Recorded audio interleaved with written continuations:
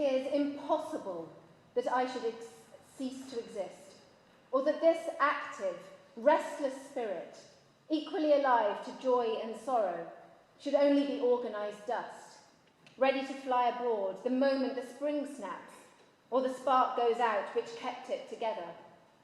Surely something resides in this heart that is not perishable, and life is more than a dream. Mary Wollstonecraft cannot cease to exist. There is too much that resides in her short life and huge work to be perishable. She only lived for 38 years, but she lived like a hurricane. Born on the 27th of April, 1759, in Spitalfields, London, Mary Wollstonecraft was a child of her times, the age of enlightenment, the flowering of intellectual and scientific reasoning of the 18th century. Yet, even by the standards of these revolutionary times, Mary Wollstonecraft stood out. She rose from unpromising beginnings to become a pioneering philosopher, educational campaigner, and human rights advocate, as well as the foremother of feminism. Had she only achieved in one of these areas, it would merit historical glory. But Mary Wollstonecraft wasn't content with anything less than, in her words, the future improvement of the human race. And remember, this is a world dominated by men. But from the start, she did not take things lying down. And the more she was put down, the more determined she became. Yes, hers was an unhappy childhood, marked by her parents' downward social spiral. Her father was a violent alcoholic who moved the family around England and Wales in a series of attempts to bolster the family finances. But they became poorer with each move. Her early years were recounted by the man she married, William Godwin.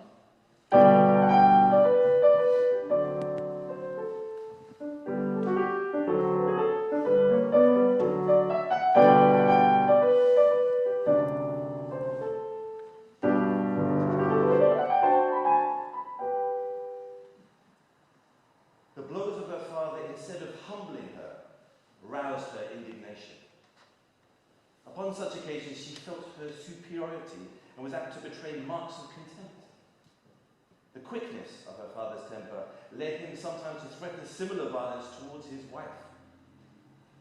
When that was the case, Mary would often throw herself upon the despot and his victim, with the purpose to receive upon her own person the blows that might be directed against her mother.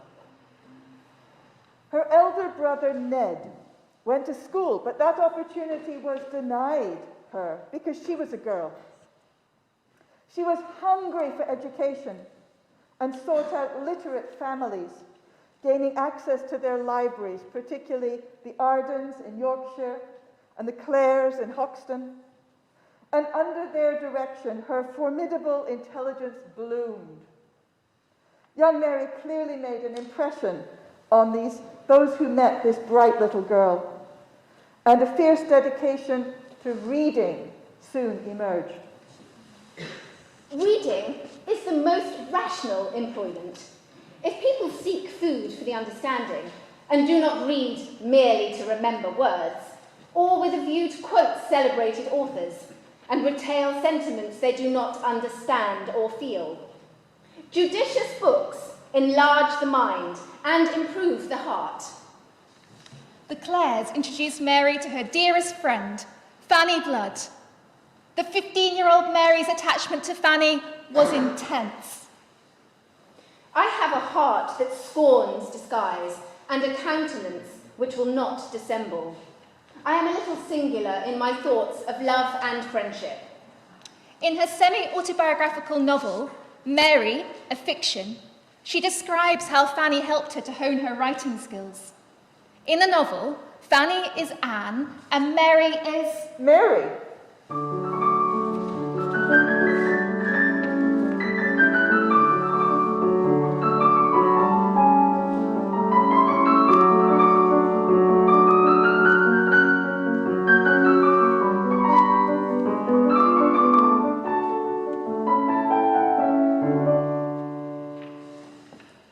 was several years older than Mary, yet her refinement, her taste, caught Mary's eye. As Mary had often occasion to send messages to Anne, mistakes were frequently made. Anne proposed that in future their messages should be written ones to obviate this difficulty and render their intercourse more agreeable. Mary had had very little instruction, but by copying her friends' letters, she soon became proficient. A little practice made her write with tolerable correctness, and her genius gave force to it. In conversation and in writing, when Mary felt, she was tender and persuasive, and she expressed contempt with such energy that few could stand the flash of her eye. That's a nice self-portrait. In 1778, aged 19, she escaped home to take up a position as a lady's companion. She was quick to put her observations into writing. Few are the modes of earning a subsistence, and these very humiliating. Perhaps to be a humble companion to some rich old cousin, or what is still worse, to live with strangers who are so intolerably tyrannical that none of their own relations can bear to live with them, though they still expect to inherit a fortune. It is impossible to enumerate the many hours of anguish such a person must spend above the servants, yet considered to them as to be a spy, but always reminded of her inferiority when in conversation with her superiors. Later, working as a governess for the wealthy Kingsborough family in Ireland, Mary Wollstonecraft was publicly humiliated at one of their parties when a guest was horrified to realize that in conversing with her, he'd been accidentally talking to staff. Women, commonly called ladies, are not to be contradicted in company, are not allowed to exert any manual strength. When any virtues are expected, patience, docility, good humour and flexibility, they are incompatible with any vigorous exertion of intellect.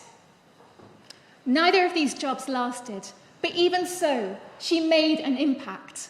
One of Lady Kingsborough's daughters later praised the governess who freed her mind of all superstitions. This rebel daughter became a Republican, eloped to Italy, and dressed as a man in order to study medicine.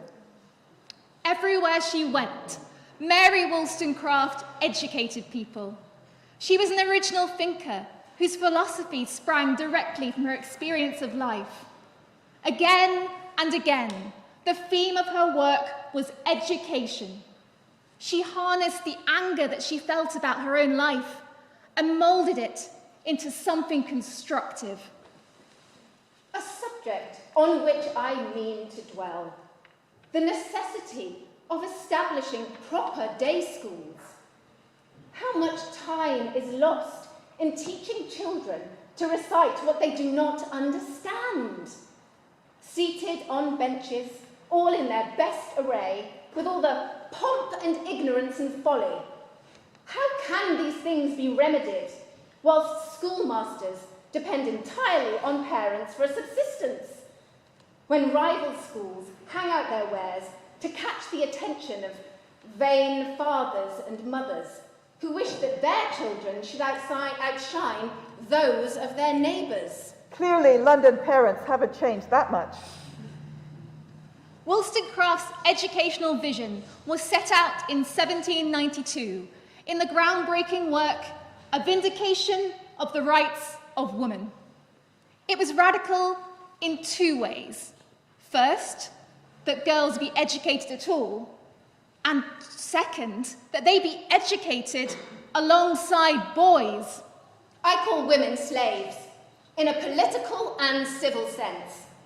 Let an enlightened nation try what effect reason would have, allowing them to share the advantages of education and government. Did she just call for votes for women? More on that later. Allowing them to share the advantages of education and government with man. They cannot be injured by the experiment, for it is not in the power of man to render them more insignificant than they are at present. To render this practicable, day schools should be established by the government, where boys and girls, the rich and poor, should meet together. William Gladstone, 4 times Prime Minister of the United Kingdom, carefully read and annotated her Vindication of the Rights of Woman in the year leading to the introduction of the Elementary Education Act of 1870. This act finally made the provision of education for children first compulsory and eventually free. For instance, botany, mechanics and astronomy, reading, writing, arithmetic, natural history, and some simple experiments in natural philosophy might fill up the day, but these pursuits should not encroach on gymnastic plays in the open air. And we're still trying to get more girls into STEM subjects. Back in the 1790s, her ideas were extraordinary, and she knew it. Girls and boys together? I hear some readers ask. Yes! The poet Elizabeth Barrett Browning later remarked upon Wollstonecraft's unwavering focus on education. Her theories were rooted in direct lived experience. Aged 24, with her dear friend Fanny Blood and her sisters, Eliza and Everina, she started a school for girls. Mary Wollstonecraft's first published work was entitled Thoughts on the Education of Daughters. Whenever a child asks a question, it should always be given a reasonable answer. I have indeed so much compassion for these young females who are entering into the world without fixed principles, that I would fain to persuade them to examine a little into the matter. We were made to be happy, but our passions will not contribute much to our bliss till they are under the dominion of reason, until that reason is enlightened and improved. Women are said to be the weaker sex, and many are the miseries which this weakness brings upon them. Nothing, I am sure, calls forth the faculties so much as being obliged to struggle in this world. The school was based here in Newington Green, where Wollstonecraft met the people who were to be the making of her. Most importantly, the Welsh philosopher, Dr. Richard Price, who was minister of this meeting house. He was the hub of this community of radical dissenters, widely connected with the founding fathers of the United States, and his sermons had a profound influence on her. Allegedly, she listened to them from that very box pew. The chief blessings of human nature are the 3 following: truth, virtue, and liberty. These are therefore the blessings in the possession of which the interests of our country lies, to the attainment of which our love of it ought to direct our endeavours. By the diffusion of knowledge, it must be distinguished from a country of barbarians. By the practice of religious virtue, it must be distinguished from a country of gamblers, atheists, and libertines. And by the possession of liberty, it must be distinguished from a country of slaves.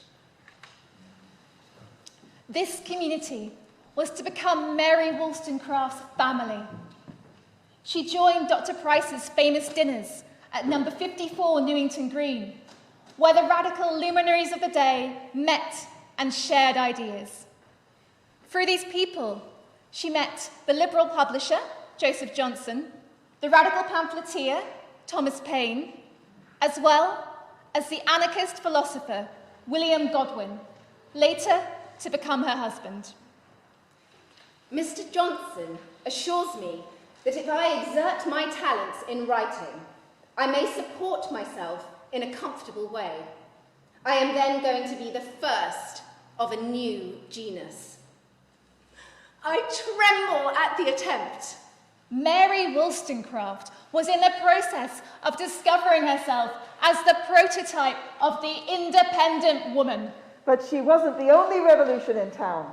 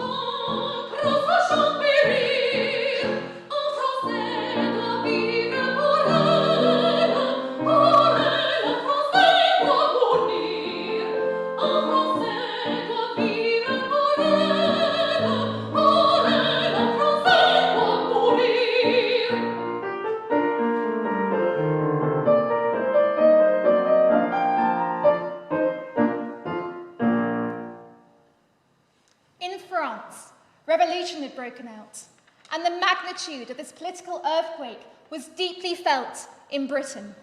Some were thrilled by its early potential, including Wollstonecraft's mentor, Dr. Richard Price, who saw it as a progression of Enlightenment values. But others were horrified, not least the father of modern conservatism, the Right Honourable Edmund Burke. I flatter myself that I love a manly, moral, regulated liberty as well as any gentleman.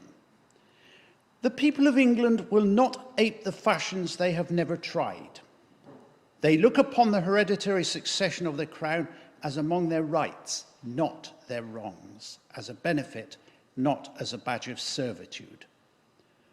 All this violent cry against the nobility I take to be a mere work of art. Fools rush in where angels fear to tread. This attack came in the shape of a written personal assault on Dr. Richard Price. Wollstonecraft was incensed by this and by Burke's defence of private property, the throne, and the old institutions. She was quick to respond. Mr. Burke's reflections on the French Revolution first engaged my attention as the transient topic of the day, and reading it more for amusement than information, my indignation was roused. Not having leisure or patience to follow this desultory writer through all the devious tracks in which his fancy had started fresh game, I have confined my strictures to the grand principles at which he has levelled many an ingenious argument in a very specious garb. These are the opening words of a Vindication of the Rights of Men, published in 1790, shortly after Burke's Reflections. The pamphlet sold out on its first print run, and the grand principles that it contained were nothing less than the early architecture of what we now call human rights. The birthright of man is such a degree of liberty, civil and religious, and is compatible with the liberty of every other individual with whom he is united in a social compact. The birthright of man? She means human rights. That's what she means. She was reaching for an idea that didn't yet have a name. She launched volley after volley, attacking privilege, religious hypocrisy, and the slave trade. Because our ignorant forefathers, not understanding the native dignity of man, sanctioned a traffic that outrages every suggestion of reason and religion, according to the limited views of timid or interested politicians. An abolition of the infernal slave trade would not only be unsound policy, but an infringement of the laws. But it is not constant with justice, with the common principles of humanity, not to mention Christianity, to abolish this abominable mischief.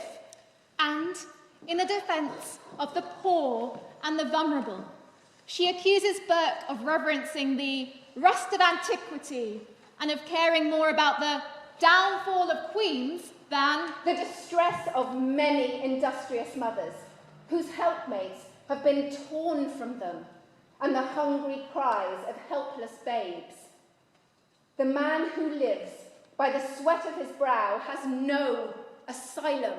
And above all, it is necessary emphatically to repeat that there are rights which men inherit at their birth as rational creatures who are raised above the brute creation of their improvable faculties, and that in receiving these, not from their forefathers, but from God, prescription can never undermine natural rights.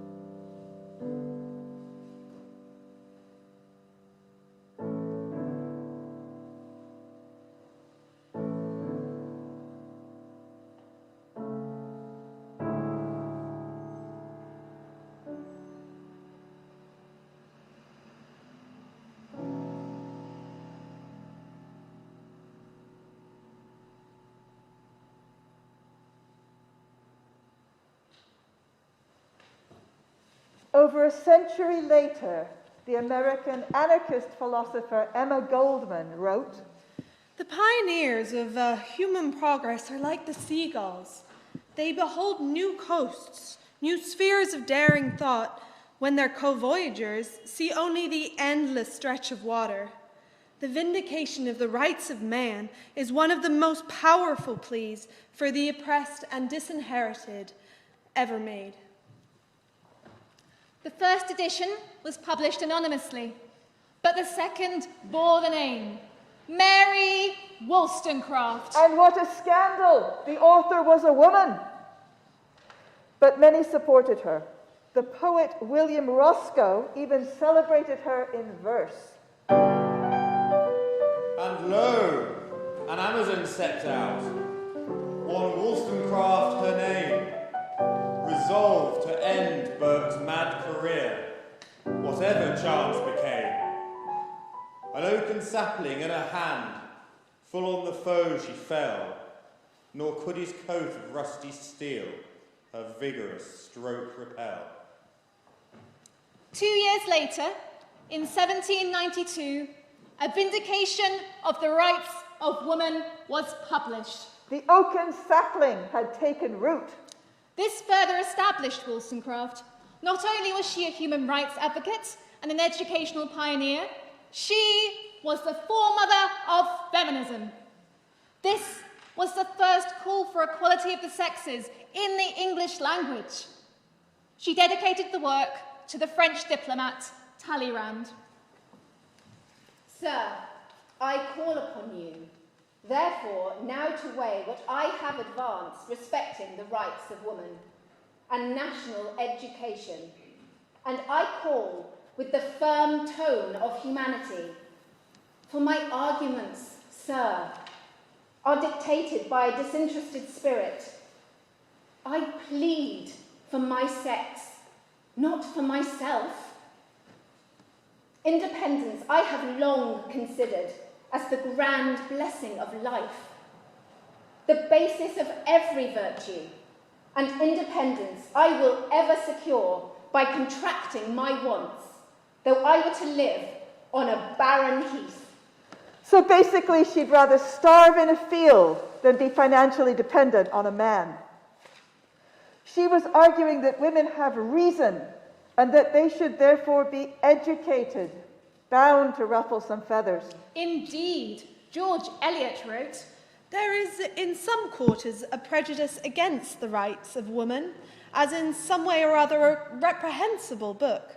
But readers who go to it with this impression will be surprised to find it eminently serious, severely moral.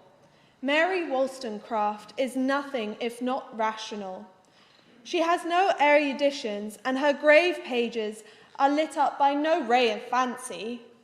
We discern the brave bearing of a strong and truthful nature." and she had to be brave. She was taking the first steps on the long road to equality. As suffragist Millicent Fawcett wrote a century later, "The remarkable degree in which Mary Wollstonecraft was ahead of her time is shown on almost every page of the Vindication. She claims for women the right to share in the advantages of representation in Parliament, nearly 70 years before women's suffrage was heard of in the House of Commons. She knows that few, if any, at that time would be found to sympathise with her, but that does not prevent her from claiming for women what she felt was simple justice." It is time to effect a revolution in female manners, time to restore to them their lost dignity, and make them labour by reforming themselves to reform the world. I was right. She was calling for votes for women. She was the original suffragette. shout, shout, up with your song, cry with the wind, for the dawn is breaking. March, march, sing you along, while your banner and hope is breaking. Gold with its glory, trees with their glory, though they call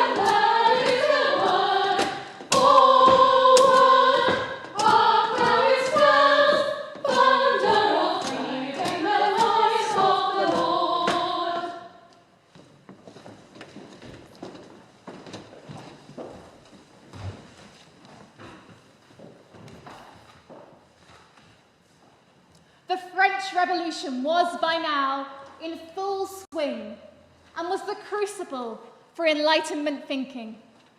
The eyes of the world were on Paris, and Mary Wollstonecraft wanted to go there, to take part, and to experience the revolution firsthand. I certainly am glad that I came to France, because I never could have else formed a just opinion of the most extraordinary event that has ever been recorded. But, arriving as she did in December 1792, the reign of terror was on the rise. She was soon appalled by the spiralling violence and shaken one day to witness the sight of King Louis XVI on the way to his trial.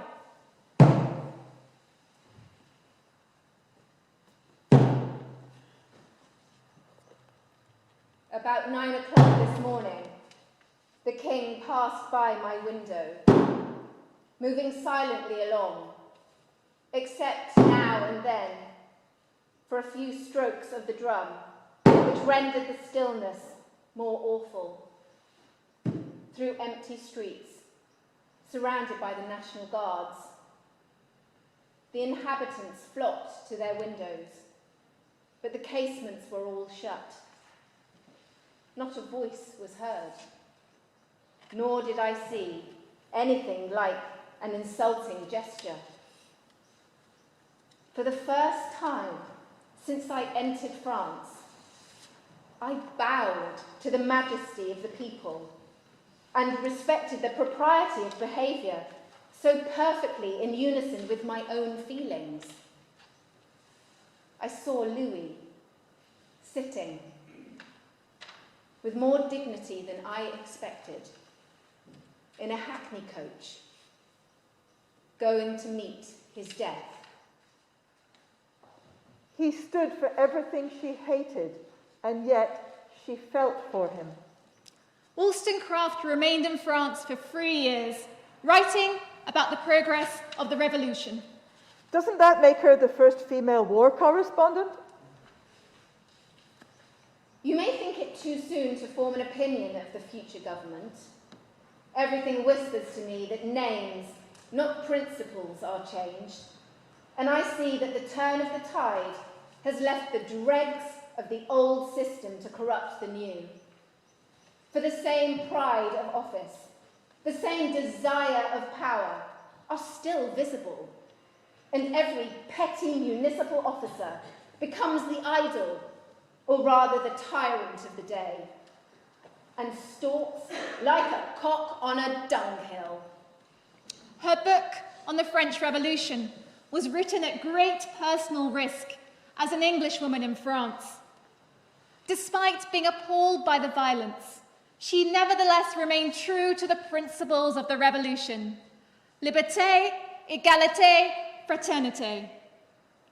And amongst the blood and the violence and the danger, a more personal chapter in her life began. Oh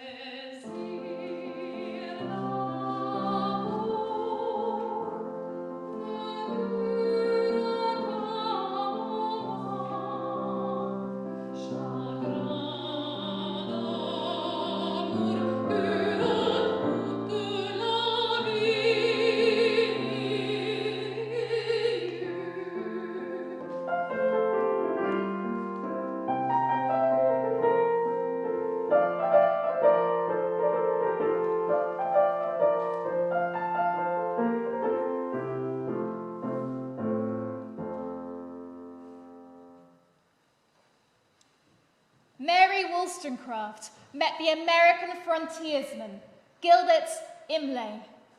A handsome charmer, he was in Paris as a diplomatic representative of the United States to France, whilst also pursuing his own dubious business interests. Wollstonecraft fell passionately in love with Imlay. Her letters to him tell the story.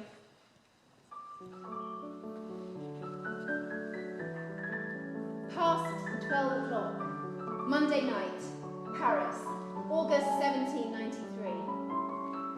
You can scarcely imagine with what pleasure I anticipate the day when we are to begin almost to live together, and you would smile to hear how many plans of employment I have in my head, now that I am confident in my heart has found peace in your bosom.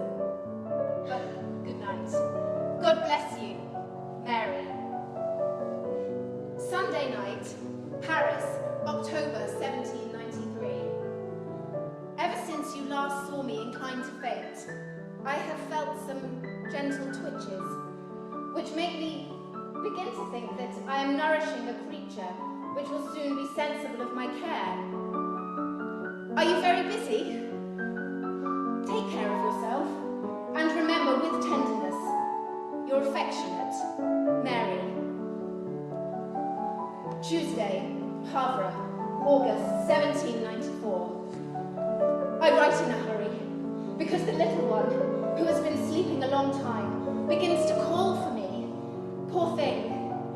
My affection for our little girl was at first very reasonable. More the effect of reason, a sense of duty, than feeling. Now, she has got into my heart and my imagination, and when I walk out without her, her little figure is ever dancing before me. You too have somehow clung around my heart. I found I could not eat my dinner in the great room, and when I took up the large knife to carve for myself, tears rushed into my eyes. You are the friend of my bosom and the prop of my heart, Mary. Some prop he turned out to be. Their daughter was born in May 1794 and named Fanny after her great friend, Fanny Blood. Although Imlay had registered her as his wife to protect her when Britain declared war on France, they were never married. Mary Wollstonecraft felt that they shared a sacred bond. Gilbert Imlay clearly did not. That summer, he left for London and moved in with another woman. Nice.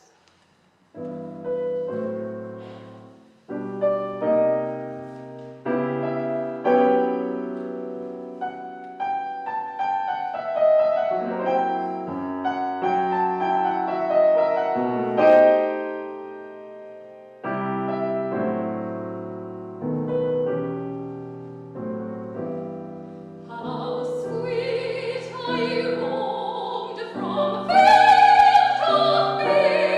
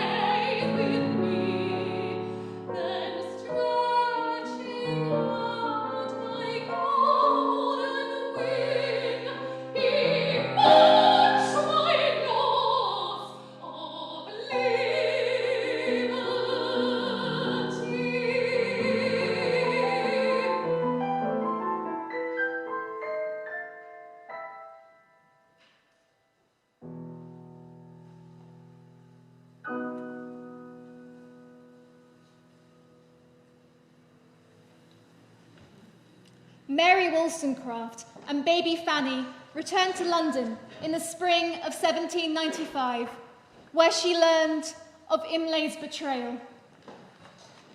She attempted suicide, leaving detailed instructions for Fanny's care. The attempt failed, but it led her in a new direction. The ever-enterprising Gilbert Imlay had been smuggling silver out of revolutionary France into neutral Scandinavia. One of his ships had gone missing off the coast of Norway. Mary Wollstonecraft set off in pursuit. Wait, she's trying to get her dodgy boyfriend back by going off searching for his smuggled silver? Yes, Mary Wollstonecraft set sail over the Skagerrak for the distant shores of Scandinavia. The extraordinary travel party consisted of herself, baby Fanny, only 13 months old, and Marguerite, her loyal but timid maid. So they were on a treasure hunt with a baby in 1795. Has there ever been another treasure-hunting single-mum philosopher on the high seas? Wollstonecraft related her travel adventures in a book comprising of a series of letters addressed to an unnamed lover. And we all know who that was. But here she is again breaking new ground as a travel writer. The future poet laureate Robert Southey was a fan. Have you met with Mary Wollstonecraft's book, Letters from Norway and Sweden? She has made me in love with a cold climate and frost and snow with a northern moonlight.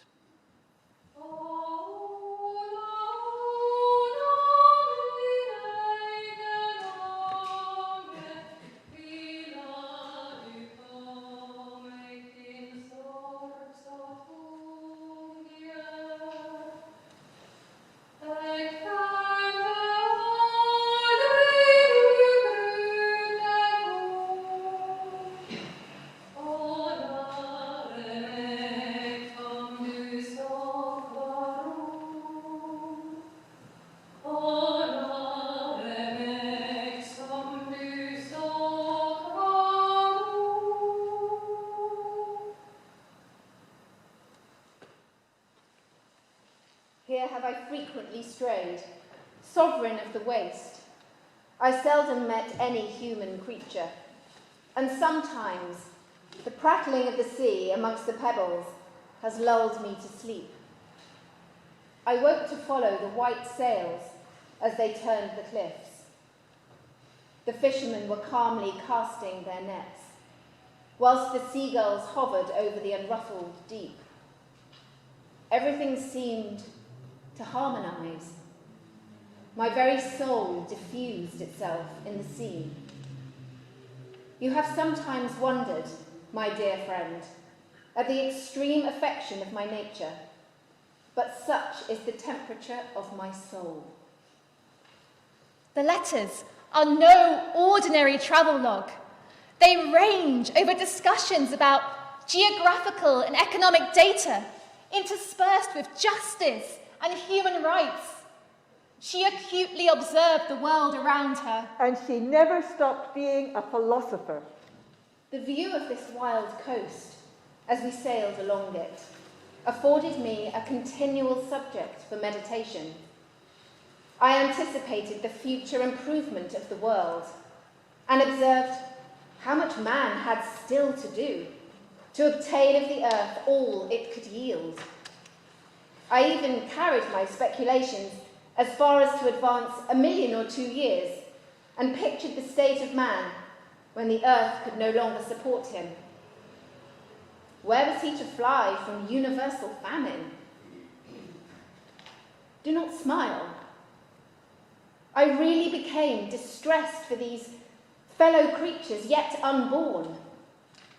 The image fastened upon me, and the world appeared a vast prison. It sounds like she was a future eco-warrior. Indeed, the very same theme was elaborated on by Thomas Malthus in his Essay on the Principle of Human Population, published only 3 years later. He didn't credit her. And what happened to the missing silver? Well, no one knows. Despite Mary Wollstonecraft's formidable efforts, the legal case collapsed and the mission fell apart.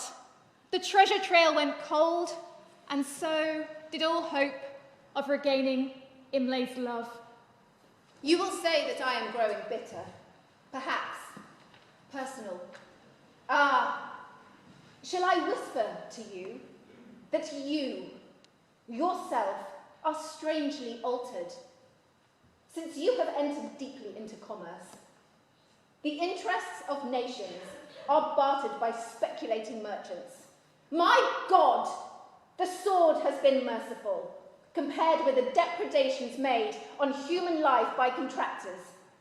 These men, like the owners of Negro ships, never smell on their money the blood by which it has been gained, but sleep quietly in their beds. Why should I weep for myself? Back in London, Mary Wollstonecraft tried to come to terms with the end of the relationship. Despondent, she attempted to take her own life for the second time, jumping into the River Thames. She was rescued by 2 boatmen who saw her jump. She considered her suicide attempt deeply rational. I have only to lament that when the bitterness of death was past, I was inhumanly brought back to life and misery. But a fixed determination is not to be baffled by disappointment. It was one of the calmest acts of reason, and in this respect, I am only accountable to myself.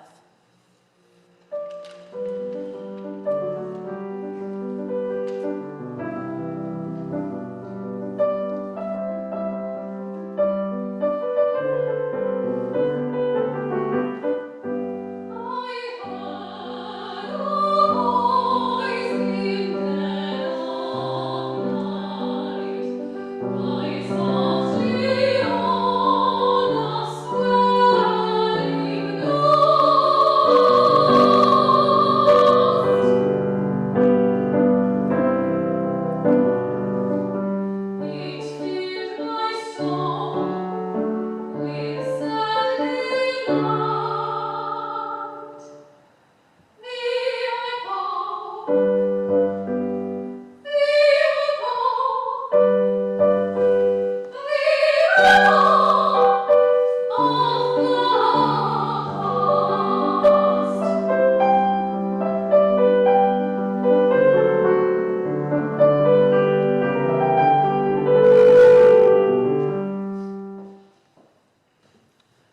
Wollstonecraft returned to literary life with the very successful publication of her travel book. And she met the famous anarchist philosopher William Godwin again. Godwin and Wollstonecraft's unique courtship grew slowly into a passionate love affair. Theirs was truly a friendship melting into love. What's this dull town to me? Robin's not near. What wish thy wish to see? What wish to hear? Where's all the joy and mirth that with this town attend on earth? All is all fled with thee, Robin Adair.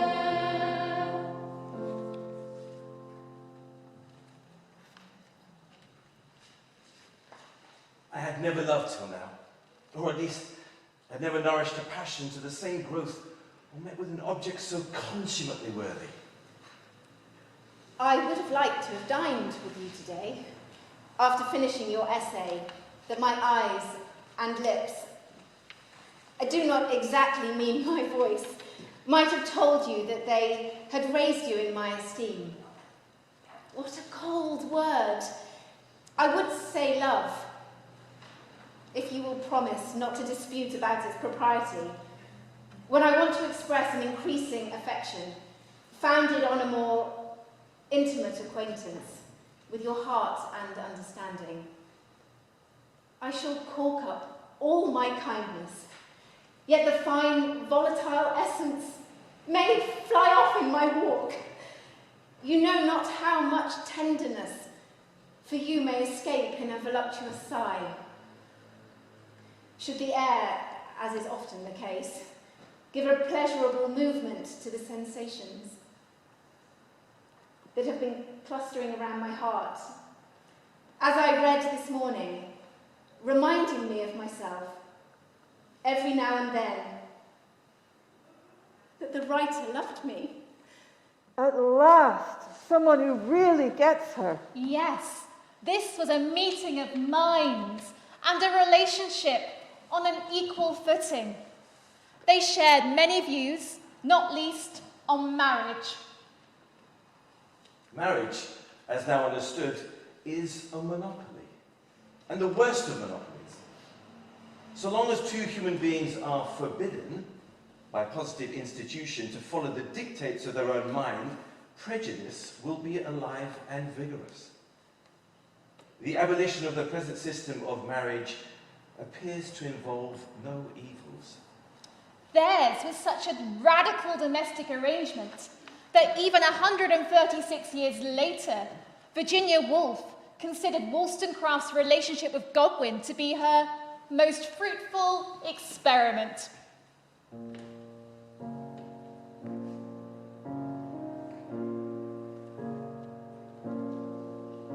It raised a few eyebrows when the two of them decided to marry.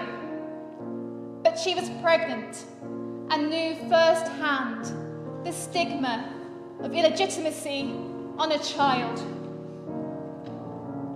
On the 30th of August, 1797, she gave birth to her second daughter, Mary. Although the delivery seemed to go well initially, the placenta broke apart during the birth and became infected. Death in childbirth was and remains all too common. It is a bitter irony that the champion of women's rights died in childbirth. Sunday, the 3rd of September, I now regard as the day that finally decided the fate of the object dearest to my heart, that the universe contained.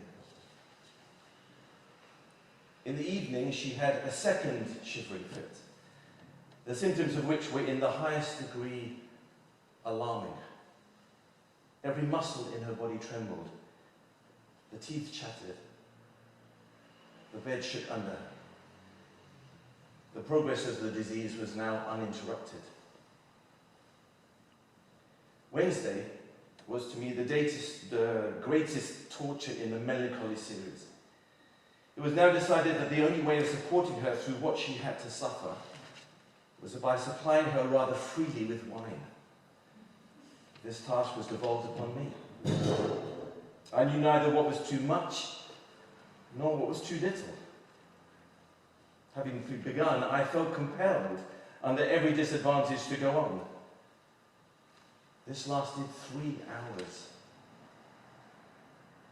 Towards the end of that time, I happened foolishly to ask the servant who came out of the room what she thought of her mistress. She replied that in her judgment, she was going as fast as possible. There are moments when any creature that lives has the power to drive one into madness. She did not die on Thursday night. So now it does not appear that she had any serious thoughts of dying. But on Friday and Saturday, the last 2 days of her life, she occasionally spoke of it as if she expected it. At 6 o'clock on Sunday morning, September the 10th, Mr. Carlyle called me from my bed, to which I had retired at 1, in conformity to my request that I might not be left alone to receive all at once the intelligence that she was no more. She expired at 20 minutes before 8.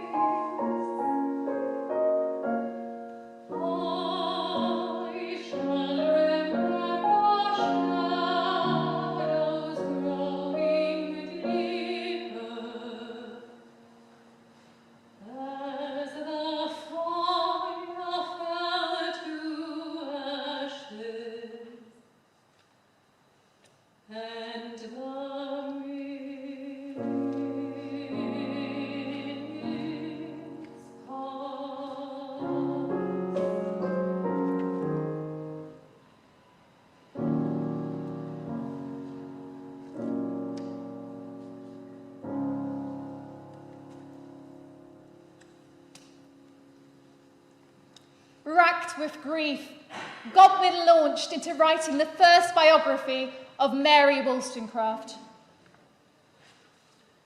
It has always appeared to me that to give the public some account of a person of eminent merit deceased is a duty incumbent on survivors.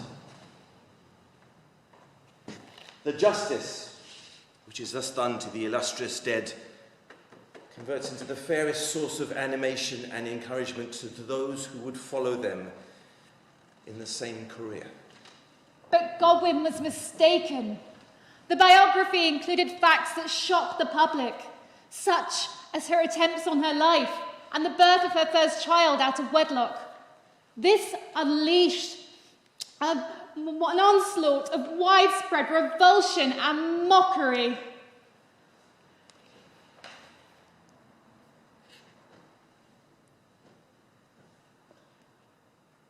But Godwin was mistaken. Mary Wollstonecraft suffered not one but 2 deaths. First, her life was destroyed, and then her reputation.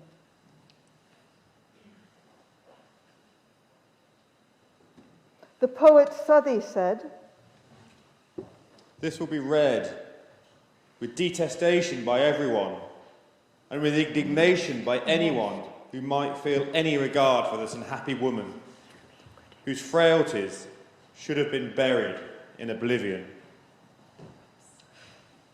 A European critic said, "Women of the Wollstonecraft order do nothing but mischief, and for my part, I wish to have nothing to do with them."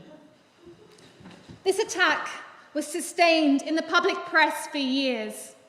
Mary Wollstonecraft was held up as a warning, like the bodies hanging along the wall in The Handmaid's Tale. This is what you get when you transgress. trolls are nothing new. And this is why she isn't as famous as she should be. It was the dawn of a new era of prudishness and hypocrisy. Mary Wollstonecraft was an intellectual phenomenon, taking views on equality, education, and human rights long before others. Godwin described his biography as justice to the illustrious dead. Yet, the annihilation that followed was a great injustice. We're here this evening to set this right. Now is the time. In the words of Virginia Woolf, she cut her way to the quick of life. One form of immortality is undoubtedly hers. She is alive and active. She argues and experiments. We hear her voice and trace her influence even now among the living. It appears to me impossible that I should cease to exist, or that this active, restless spirit should only be organized dust. Surely something resides in this heart that is not perishable.